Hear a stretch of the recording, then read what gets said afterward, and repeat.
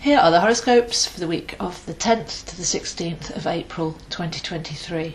Now we've got a couple of very positive aspects this week, and next week we're heading into eclipses and Mercury retrogrades.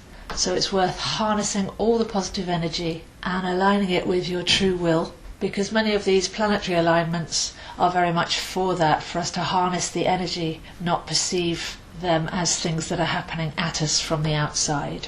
So to begin with, all week, especially Monday, Tuesday, is bathed in the golden glow of the Sun and Jupiter meeting together. If you're following along, you'll be looking at 21 degrees Aries to see where this is happening for you. And that's not very hard to do, so if you're interested in personalising some of these planetary alignments and following along with some of my videos, I can actually show you how to do that quite easily, how to actually place these aspects in your own chart and learn more about your chart as you go along. So the Sun and Jupiter at 21 degrees Aries. When the Sun meets Jupiter, Jupiter's like an expanded Sun energy anyway, but when they meet in a fire sign, as you can imagine, that's very golden and radiant and sovereign. So we start the week on a wonderful note, very positive, very much having got rid of the parts of us that aren't us, having deprogrammed the mind and deconditioned the heart. Then this first half of the year is really about tuning into what we do want, but it's not really what we want, it's who we are and what's in alignment with us. Personally, our vision for the collective and our contribution to raising the energies at this time. So desire would be a better word. None of us came here to work or struggle or live day to day in survival mode.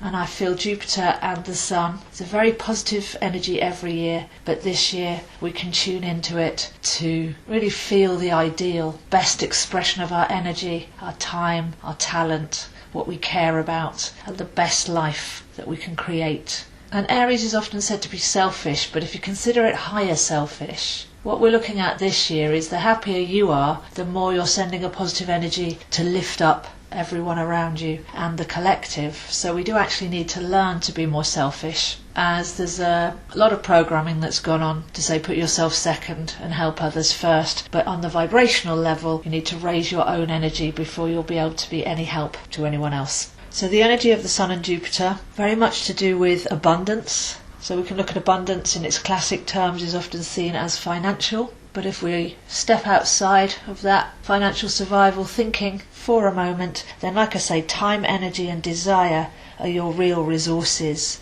You've come here, you're very different to everyone else, you've got something different to offer, you've got a different experience to enjoy, and this may be about you giving yourself permission to enjoy your life, to enjoy your unique perspective. And we're letting go of needing validation from others, from the group, or how we're seen by others. Because in the age of Aquarius, if everyone's being their unique self, then that contributes to a kaleidoscope of potential. So very beautiful, golden, radiant amplification from the core of our hearts, the heart spark, of our right to be our true selves and create the best life and the best world around us.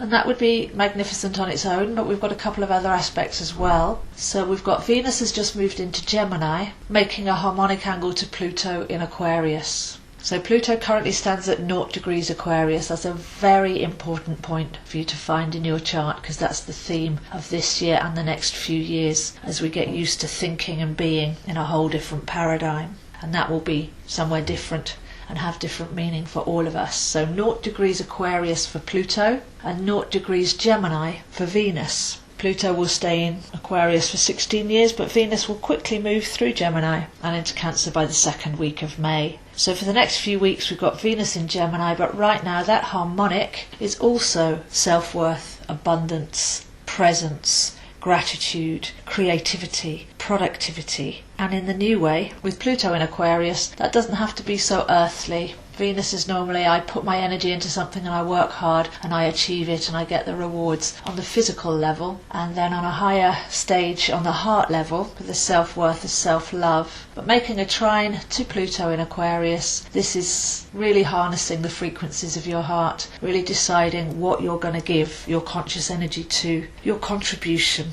coming from a place of worth and uniqueness, and knowing that how you're being in every present moment is actually going out and raising up any dense energies in the world and bringing forward the positive changes that we're seeing. So Venus in Gemini has a tint of the mind. Gemini is the sign of the processing mind. So we have another heart-mind alignment here, getting our thoughts straight, right perspective, right thought, word and action. And that's backed up from a central feeling that we've already studied and we know to be true. A very solid energy there, tuning in with Pluto to how the new way of manifesting is going to be. Elevating ourselves above just the physical or the mental or the emotional and into the spiritual realms of being unique vibrational frequency souls. That's what your chart is. It shows the pattern of your unique frequency and the potential of its expression. And as we know, from now till June, Pluto going through the first degree of Aquarius is giving us a heads up for how this is going to be working from January 2024 onwards. So Nikola Tesla once said, if you want to understand the universe, think in terms of frequency.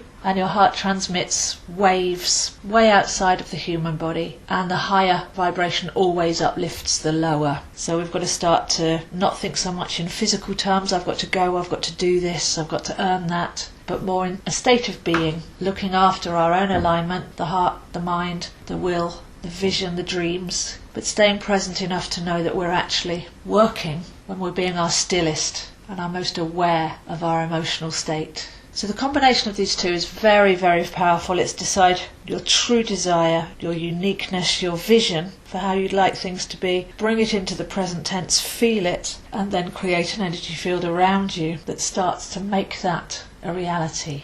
So a good week to really revise your goals, revise your intentions, make sure they're coming from the highest place, anchor them in the heart, become them, and then amplify with the Sun and Jupiter your divine will to make that so.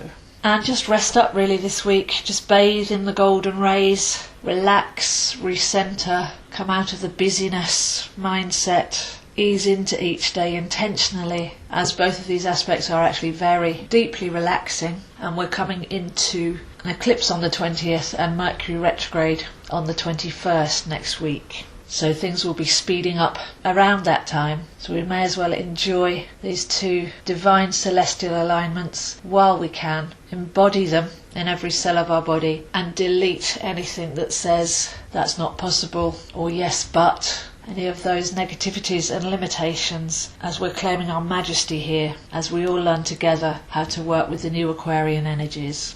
So if you'd like to see where this is happening for you, I am available, zoehind7@gmail.com. If you'd like to contact me with any questions or to arrange a reading, lessons or coaching. I post my videos on my YouTube channel, Zoeastro, links on Instagram @zoehind7 and Facebook @astrozo. And I'm also available for tarot and astro readings at parties and gatherings in the London area. So the golden rays of Jupiter and the Sun together in bright sparky Aries, really aligning our will, commanding it so, and Venus harmonizing with Pluto, guiding us into the vibrational, unique waters of quantum heart manifestation, both working together. Enjoy this week. See if you can be still, feel and appreciate and embody this wonderful energy. So those are the horoscopes for this week, and I'll see you next week.